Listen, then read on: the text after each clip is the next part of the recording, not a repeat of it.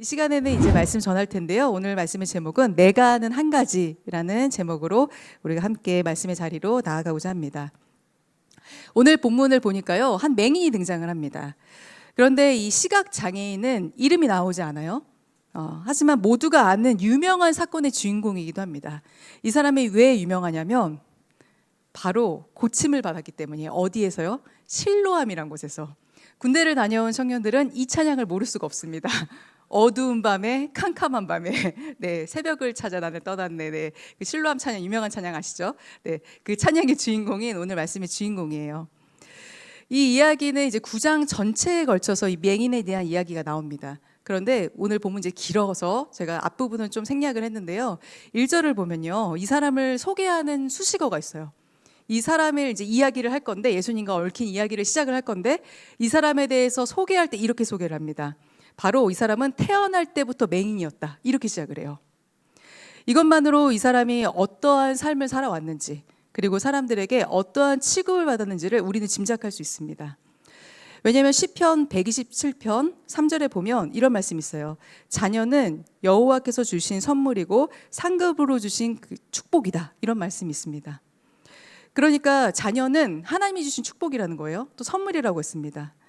그런데 당시 사람들에게 어떤 자녀가 장애를 가지고 태어났다라고 한다는 것은 축복이라기보다 당혹감으로 느껴졌다는 것이죠. 하나님의 축복인데 이거 맞아? 내 아이가 왜 이런 장애를 갖고 태어났지? 라고 하는 생각을 가질 법했다는 것이죠. 고대 사회에서는 의학이 발달하지 않았기 때문에 질병이나 장애의 원인을 쉽게 진단할 수가 없었습니다.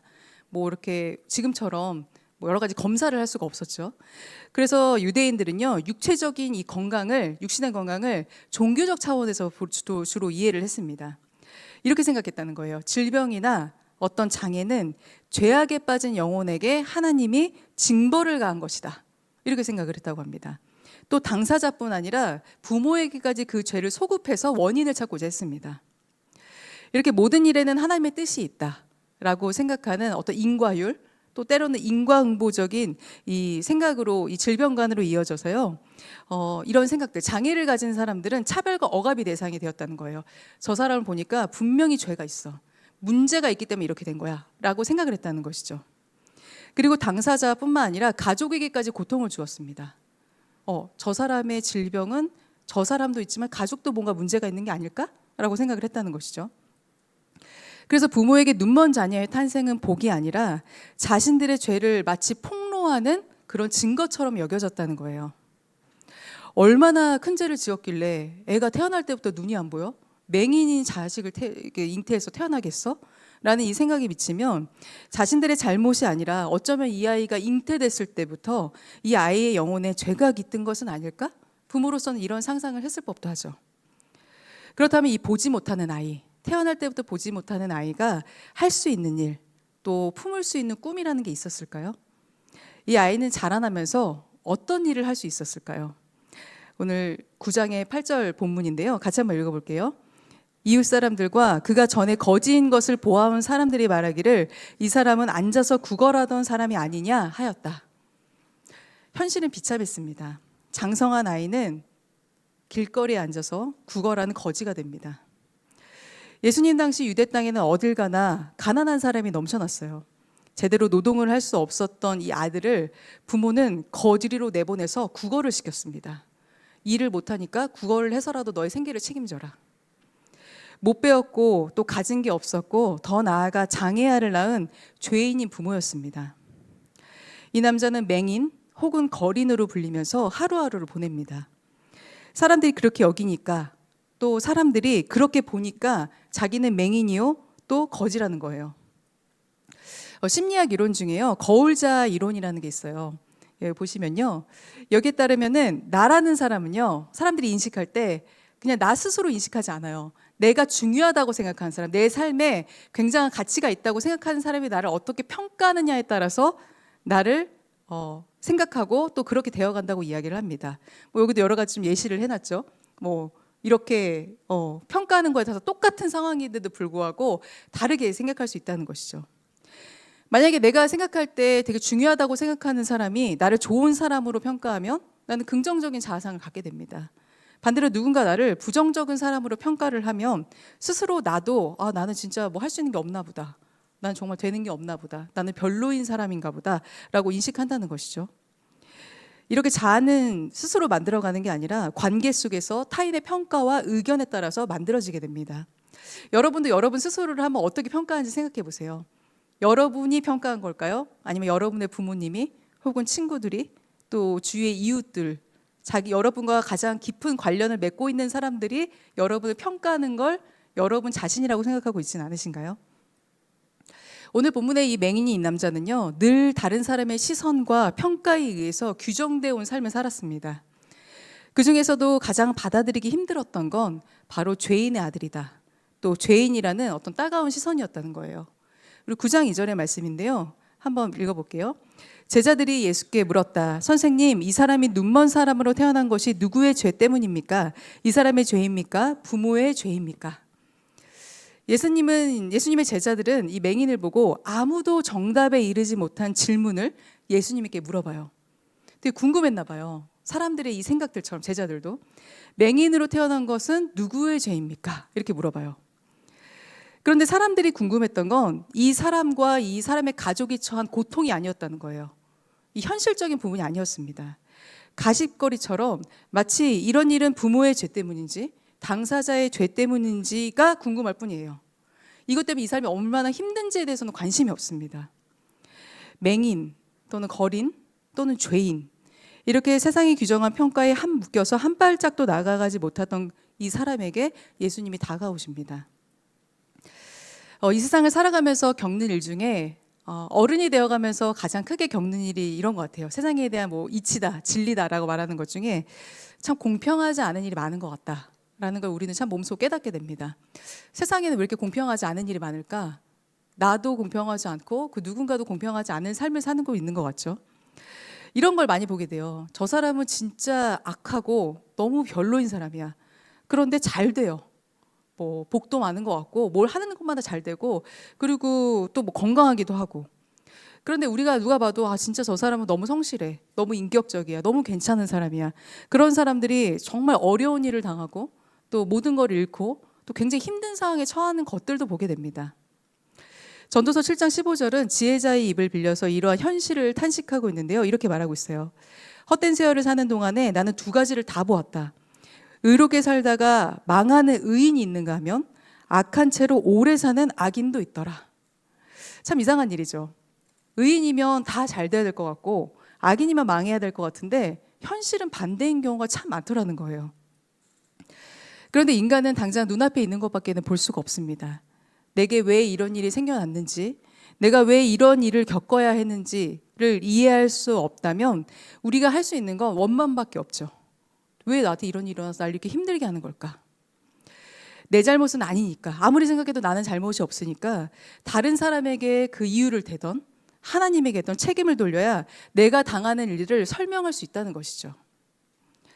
많은 사람들이 이런 인과응보의 논리에 사로잡혀서 살아갑니다. 또 이유를 찾으려고 해요. 내가 겪는 이 어려움들이 도대체 왜 일어나는 것일까? 그런데 예수님께서는 전혀 다른 새로운 길을 열어주십니다. 장애는 누구의 죄인가요? 라고 물었을 때 사람들은 부모 혹은 당사자 때문입니다. 이런 답을 기대했을 거예요. 예수님이 명쾌하게 얘기해 주시기를 기대하면서 질문했을 겁니다. 그런데 예수님은 두 가지 중에 답이 있다고 생각하지 않으셨어요. 또 두 가지 다 정답이 아니라고 생각하셨습니다. 3절에서 예수님은 이렇게 말씀하세요. 하나님이 하시는 일들을 그에게 드러내고자 합니다. 하나님이 하신 일이 있다는 거예요. 이 사람이 장애를 가지고 태어난 것은 이 사람을 통해서 하나님이 하시고자 하는 일들을 드러내기 위함이다. 이렇게 말씀하고 계세요. 하나님이 하시는 일, 전혀 다른 새로운 이야기를 하십니다. 고통의 원인을 죄가 아니라 하나님의 일, 하나님의 영광과 능력으로 연결하기 때문에 그래요. 그리고 우리가 믿음의 눈을 열고 만약에 바라볼 수만 있다면 고통이 있는 바로 그곳이 하나님이 하시는 일이 일어나고 있음을 볼 수 있는 곳이다 라는 걸 깨달을 수 있다고 말씀하고 계십니다. 우리 주변에서 일어나는 일들을 보면요, 긍정적인 일들만 일어나는 게 아니에요. 나에 대해서 여러분 다 좋은 평가만 듣고 살아오고 계세요? 다 나를 좋아하는 사람들만 있어요, 주위에? 너 참 잘한다, 너 참 대단하다 칭찬만 받고 사세요? 저조차도 그런 칭찬 많이 받지 못해요. 가정에서는 여러분은 자녀로 살아가고 있어요. 아직 뭐 부모가 되신 분은 없을 테니까. 그리고 이제 학교나 또 직장에 가면 여러분 이제 다 20살 넘었으니까 사회인이죠. 또 누군가의 친구와 이웃으로 여러분들을 살아가고 있습니다. 그러면서도 칭찬받고 여러분이 노력하고 수고한 것들을 인정받을 때가 있어요. 아, 참 잘하고 있어. 열심히 하고 있어. 라는 말을 들을 때도 있지만요. 사실은 그렇지 못할 때가 더 많죠. 그래서 굉장히 서운하고 아, 나는 왜 이렇게 사람들의 인정을 받지 못할까라는 생각에 사로잡혀 있을 때도 있습니다. 어쩌면 여러분 스스로가 각자가 굉장히 삶의 자리에서 고군분투하고 있고 또 진짜 노력하고 애쓰고 있음에도 불구하고 관계적으로 또 상황적으로 어려운 어떤 위기 상황에 처했을지도 모르겠어요. 내가 노력을 하는데 점점 꼬여. 내가 이렇게 하려고 하는데 점점 상황이 안 좋아져. 그럴 때 예수님이 하신 이 말씀을 기억하시길 바랍니다. 누구의 탓도 아니다. 또 누구의 문제도 아니다.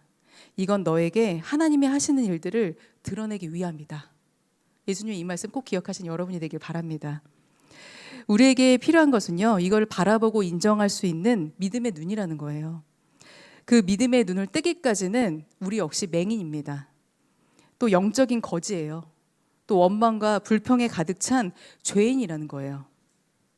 하지만 예수님을 바라보면 지금 내가 닥친 어떤 어그러진 관계와 일들을 통해서 하나님이 어떤 일을 시작하게 하실까? 또 어떤 일을 이루고자 하실까? 이렇게 전혀 다른 하나님의 생각으로, 하나님의 시선으로 이 문제들을 바라볼 수 있다는 것이죠. 그런 영적인 눈을 뜨는 믿음의 청년들이 되기를 주님의 이름으로 축복합니다. 예수님은 태어날 때부터 이 눈먼 사람, 이 사람을 치유해 주셨습니다. 죄 때문에 눈이 멀었다고 생각했던 이 사람이요, 눈을 떴잖아요. 눈이 밝아져서 돌아왔어요. 그러면 굉장히 축하하고 축복해 주는 게 맞잖아요. 야, 이 사람 이제 고쳐졌네. 너무 축하한다. 너무 잘 됐다. 이렇게 말해야 되잖아요. 그런데 사람들은 이렇게 얘기해요. 원래부터 너 맹인이었던 거 맞아? 너 진짜 눈 못 떴던 거 맞아? 이렇게 생각을 해요. 의심을 해요. 그리고 널 누가 눈을 뜨게 했니? 라고 다시 논쟁을 벌입니다. 사람들은 이 문제에 대한 논쟁을 율법에 능통했던 바리새인을 찾아가서 답을 구하고자 합니다. 시각장애인이었던 이 사람은 예술 한 분이 오셔서 진흙을 개어서 내 눈에 발랐고 그리고 실로암에 가서 씻었던 자신의 치료 과정에 대해서 상세히 설명을 해줘요. 이렇게 해서 내가 나았습니다. 이렇게 얘기를 해요.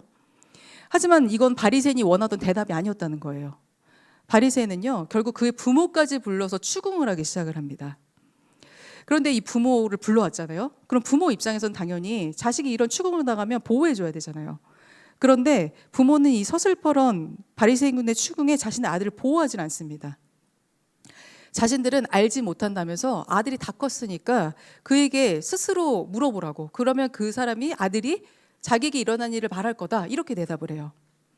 그리고 그 상황을 피해버립니다. 왜냐하면 바리새인들이 예수님을 믿으면 유대교에서 자신들의 생활의 터전이자 모든 사회적 관계의 중심이 유대교에서 출교하기로 결의했기 때문에. 그러니까 이 부모는 예수님을 시인하면 자신들이 모든 것을 잃을까 봐 두려워서 아들에게 책임을 넘겨버린 거예요. 시각장애인으로 태어나서 부모의 제대로 된 돌봄을 받지 못하고 길거리에 혼자 앉아서 구걸하면서 살아갔던 그는 여태껏 다른 사람의 이야기거리로 살아갔습니다. 이제 눈을 떴지만 축하는커녕 다시 또 한 번 시비거리가 됐고 부모에 의해서 떠밀려진 사람. 눈을 떴지만 그 사람의 삶은 변한 게 없었다는 거예요. 자신을 무시하고 비하하는 사람들의 이 시선도 여전했습니다. 여기에 하나 더 추가된 게 있다면 너를 고쳐준 사람, 이 예수를 죄인으로 규정해라. 죄인이라고 말해라 라고 하는 이런 다그침이 하나 추가됐다는 거예요. 그는 안식일을 범한 죄인이고 죄인을 고쳐준 죄인이다. 이 사실을 너의 입으로 시인해라 라고 협박받는 상황이었습니다. 이 사람은 평생 남에 의해서 평가받고 또 규정된 삶을 살아왔죠. 시각장애인, 거지, 죄인 이렇게 말이죠.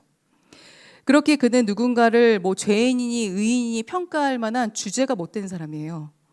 그리고 안식일을 범하고 안식일에 사람을 고쳐주는 게 얼마나 신학적으로 문제가 되는 일인지를 깊게 논할 수도 없는 처지였다는 것이죠. 대신 그는 내가 아는 한 가지를 사람들 앞에서 당당하게 이야기합니다. 25절의 말씀인데요. 같이 한번 읽어볼게요. 그는 이렇게 대답하였다. 나는 그분이 죄인인지 아닌지는 모릅니다. 다만 한 가지 내가 아는 것은 내가 눈이 멀었다가 지금은 보게 되었다는 것입니다. 이렇게 얘기해요. 그런데 이 사람의 선언을 보면요, 굉장히 당돌하고 당당합니다. 협박받고 사람들에게 무시를 당해도 이 사실만은 절대 타협을 하지 않아요. 나는 눈을 떴습니다. 이 사실.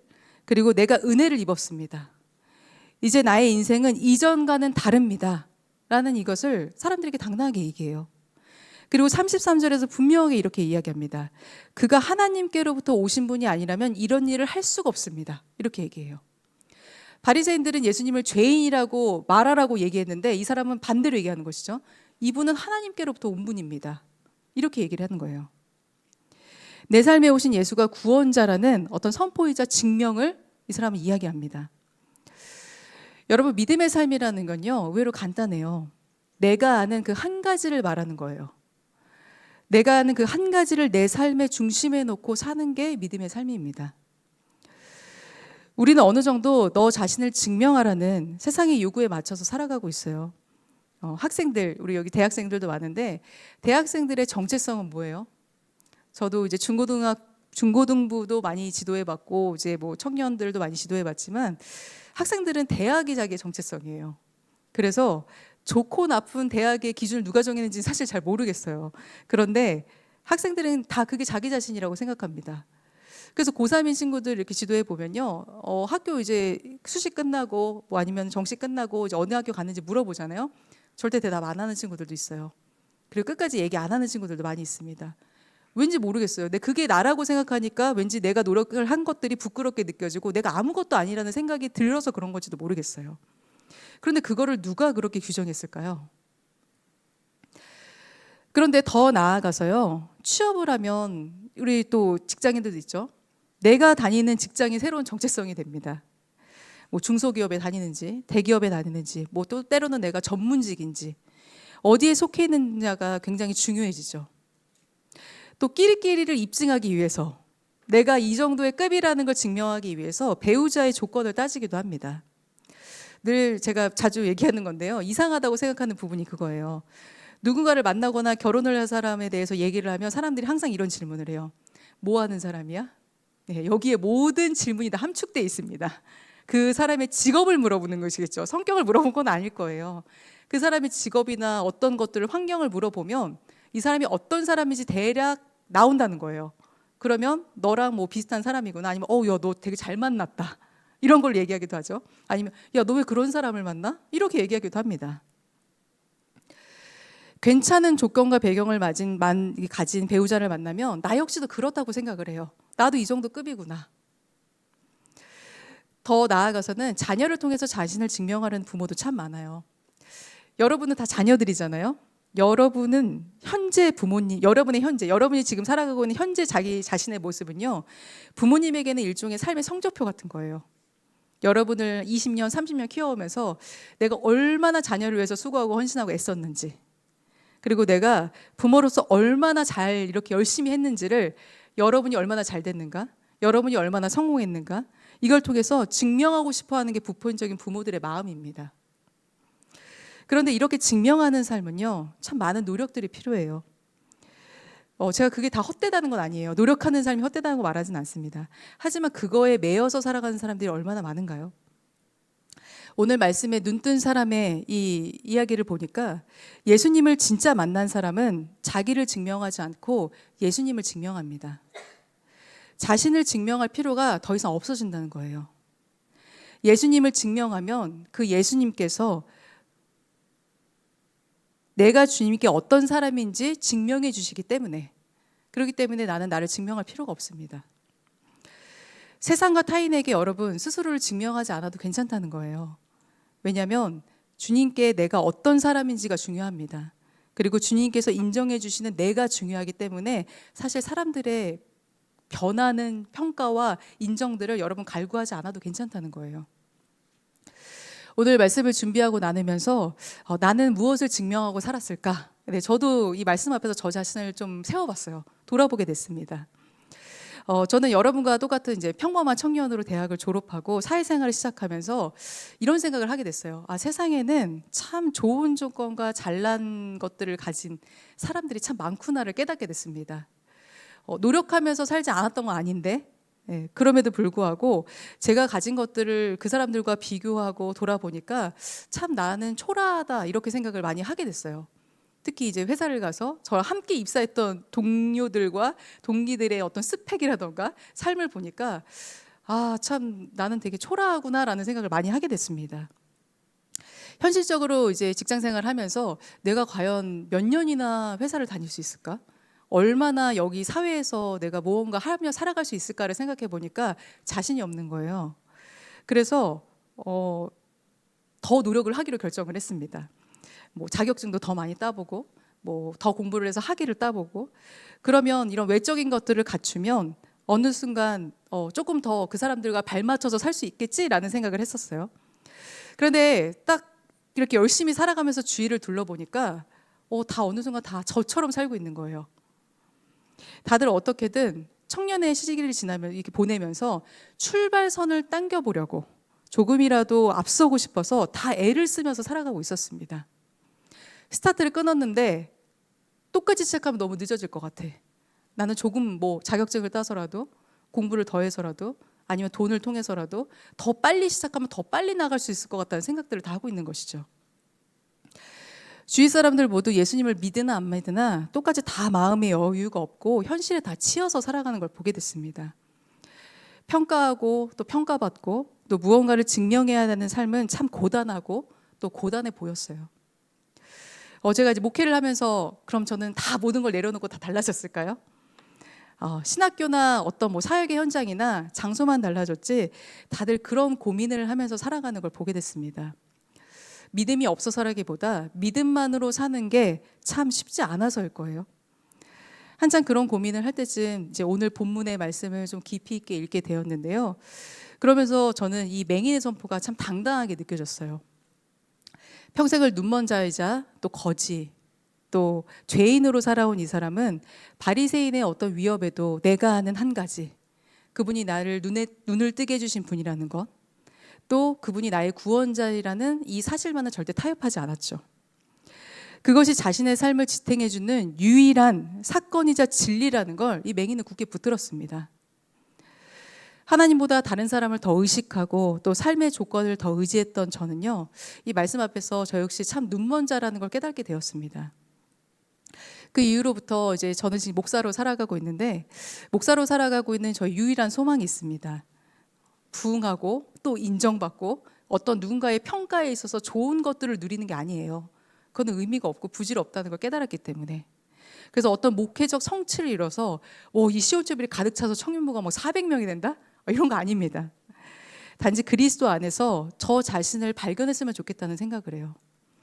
그리고 눈먼 사람들에게 제가 아는 한 가지, 그 빛이신 예수님에 대해서 말하는 게 목회자가 가진 저의 유일한 소망이에요. 언제든 변할 수 있는 사람들의 평가와 그런 이야기에 휘둘리지 않고 예수님을 붙들면 예수님이 내가 어떤 사람인지를 증명해 주실 테니까, 내가 어떤 목회자인지를 말씀해 주실 테니까요. 그것이 눈먼 자이자 영적으로는 거지고 죄인인 저를 주님의 자녀로 또 목회자로 살게 하신 이유라고 저는 믿고 또 살아가고 있습니다. 우리 믿음의 청년 여러분, 여러분은 어떤 것을 증명하기 위해서 살고 계세요? 누군가에게 어떤 평가를 받고 싶으세요? 만약 그것이 세상의 시선과 또 다른 사람의 기대에 맞춘 어떤 노력들, 애씀이라면요, 여러분 주 안에서 자유해 주시기를 바랍니다.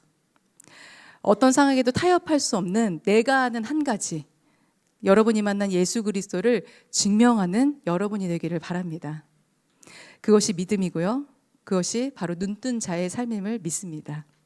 우리 이 시간 그 말씀을 기억하면서 함께 찬양하고 또 봉헌하며 하나님 앞에 기도하는 시간 갖겠습니다.